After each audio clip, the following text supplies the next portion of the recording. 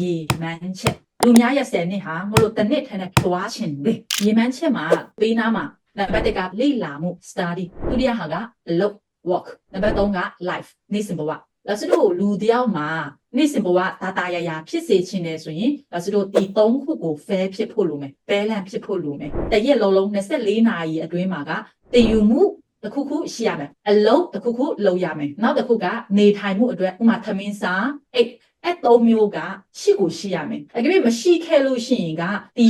ရက်လုံးကပို့ပြီးတော့ပင်ပန်းလိမ့်မယ်အကြိမ်လူတယောက်မှာတရက်လုံးစာပဲလေ့လာနေတယ်ဒီတရက်ကလည်းသူ့မှာကဟိုင်းနေလိမ့်မယ် efficiency အဲ့လောက်အထိမမြင့်ဘူးအကြိမ်လူတယောက်မှာတစ်လလုံးအလုပ်ပဲရှိရနေထိုင်မှုအပိုင်းမှာအိတ်တာကောင်းကောင်းမအိတ်ဘူးစားတာကောင်းကောင်းမစားဘူးဒါပေမဲ့အလုပ်ကိုပဲစူးစမ်းနေရဆိုရင်ဒီတစ်လလုံးသူဘယ်လိုအခြေအနေဖြစ်သွားမလဲတစ်နှစ်လုံးသူဘယ်လိုအခြေအနေဖြစ်သွားမလဲ3-4နှစ်နဲ့တွားလို့ရှိရင်တော့သူ့ရဲ့ခန္ဓာကိုယ်ဘယ်လိုဖြစ်သွားမလဲအဲ့ဟာက fair မဖြစ်လို့အကြိမ်လာစလို့ရဲ့နေ့စဉ်ဘဝမှာတင်ယူမှုမရှိခဲ့လို့ရှိရင်တော့ဒီနှစ်ခုနဲ့ပဲပြည့်နေရဆိုရင်ဘာဖြစ်သွားနိုင်မလဲအဲ့တော့တိုးတက်မှုနည်းလိမ့်မယ်နေ့တိုင်းကပင်ပန်းပြီးတော့အဲ့ဟာနဲ့ပဲလဲနေဒီနေ့လဲတာပဲမနေ့ပြန်လဲတာပဲတိုးတက်မှုကနည်းတော့မူလရဲ့ရွေးချက်လူများရဲ့10နှစ်ဟာငါတို့တစ်နှစ်ထဲနဲ့တွားချင်တဲ့ပန်းနိုင်ကမရောက်တော့အကျွေး老师တို့ကအလုပ်မလုပ်ဘူးဒါပေမဲ့တင်ယူမှုနဲ့နေ့စဉ်ဘဝပဲတင်ယူမယ်ပြီးတော့ဖြောဖြေးရေးလုပ်မယ်အဲ့လိုဆိုရင်ကောခိတခဏကတော့ရလိမ့်မယ်ကလေးဘဝចောင်းတူចောင်းသားဘဝကတော့ရလိမ့်မယ်ဒါပေမဲ့နေအသက်အရွယ်ရောက်လာတယ်အလုပ်လုပ်ရတဲ့အချိန်မှာကနေအလုပ်မလုပ်တော့အင်ခမ်းမရှိတော့အားငယ်ရမယ်